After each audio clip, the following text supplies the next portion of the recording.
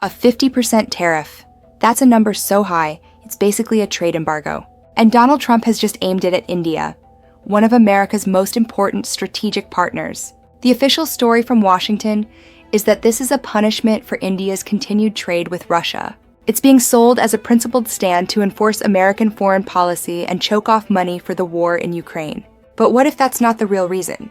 What if this is an economic shakedown, designed not to hurt Russia, but to strong-arm a key ally for political points? We're going to expose the real motives behind this tariff and show you why it's a high-stakes gamble that will almost certainly backfire, punishing American consumers while India shows the world it refuses to be bullied. The executive order from the White House was blunt. It used dramatic language, painting India's oil imports as a threat to U.S. national security to justify the move. The narrative is simple. India is funding Russia's war, and America is the one stepping in to stop it. This tariff, an additional 25% slapped on top of an existing 25%, bringing the total to a whopping 50%, is framed as the righteous consequence. It's a clear, powerful message, but it's also dangerously misleading.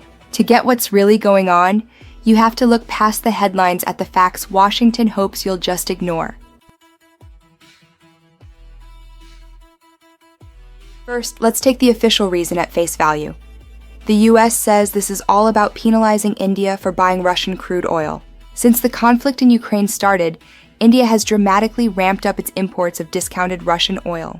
For a nation of 1.4 billion people, affordable energy isn't a luxury, it's a national necessity. Russia is now its top oil supplier, accounting for about 40% of its crude imports, a huge jump from just 2% before the war. Washington's argument is that these oil purchases are giving Moscow an economic lifeline, undermining Western sanctions. So, by hitting a huge range of Indian goods with this crippling tariff, the official goal is to make trade so painful for India that it's forced to reverse course. The Indian government, for its part, has shot back, calling the move unfair, unjustified, and unreasonable, and making it crystal clear that its energy policy is its own sovereign decision. But this public fight is just the opening act for a much deeper, more cynical game.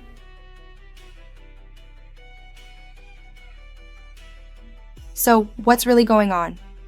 If this tariff isn't really about Russian oil, then what is it about? The answer, according to critics, is a mix of raw geopolitical pressure and domestic politics. This isn't just a penalty, it's a leverage play that many Indian officials have labeled economic blackmail. For years, the US and India have been stuck in tough negotiations over a bigger trade deal, hitting walls on issues like agriculture and market access. Funny how these tariffs pop up right when those talks have stalled, putting immense pressure on New Delhi to make concessions it has long refused in order to protect its own industries. This move is also classic Trump playbook, projecting the image of a tough deal maker who isn't afraid of a trade war with allies or rivals, has always been core to his brand. By targeting India, he can tell his base he's cracking down on countries that have taken advantage of the United States, all while using a key strategic partner as a political prop. The timing, the rhetoric, and the history all point to one conclusion. The Russia story is a convenient excuse. The real goal is to use brute economic force to bend a nation to America's will, all while scoring points at home. It's a move that fundamentally misunderstands the country it's trying to intimidate.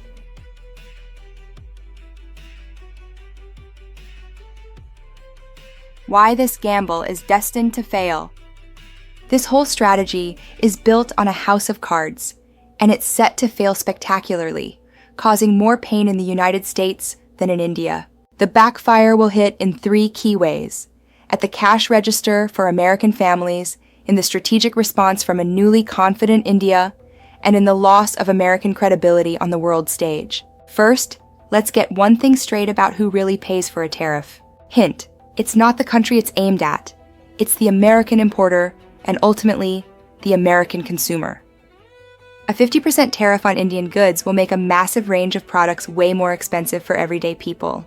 We're talking textiles, auto parts, jewelry, and even pharmaceuticals. Companies that depend on Indian supply chains will see their costs explode, and they've already said they'll have to pass that on to you. This isn't a penalty on India. It's a self-inflicted wound on the American economy that will squeeze household budgets and pour gasoline on inflation. Second, and this is the big one, this strategy completely underestimates India's commitment to what it calls strategic autonomy. This isn't just a policy, it's a core principle.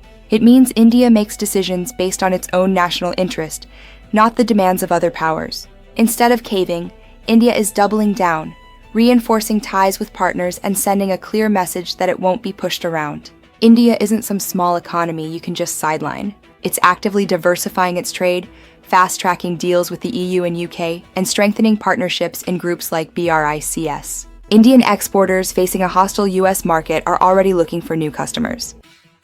This leads to the third part of the backfire, trade diversion. The demand for these goods won't just vanish. Other countries like Vietnam and Indonesia will rush in to fill the gap. The end result?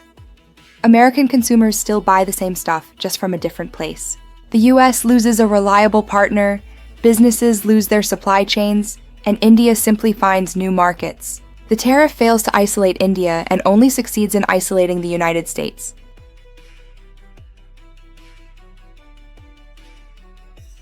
The double standard. And now for the part that torches the entire principled stand narrative. The absolute glaring hypocrisy. The United States wants to punish India for buying Russian oil. But let's take a look at Washington's own shopping list from Moscow. While lecturing New Delhi, the US continues to import critical Russian commodities. We're talking about hundreds of millions of dollars worth of uranium for its nuclear power plants, and over $1 billion in fertilizers just this year. When asked about this, President Trump literally said, "I don't know anything about it. And please, don't even get us started on Europe." The EU talks a big game about defunding Russia, but their imports of Russian liquefied natural gas are at record highs. Since the war began, the EU has paid Russia over $100 billion for gas. This isn't just a double standard, it's a joke. It's selective outrage designed for a political hit. New Delhi has publicly called this out, exposing this tariff for what it is: a discriminatory attack, not a moral crusade. This hypocrisy doesn't just weaken the policy, it gives India the moral high ground and makes America look like a bully.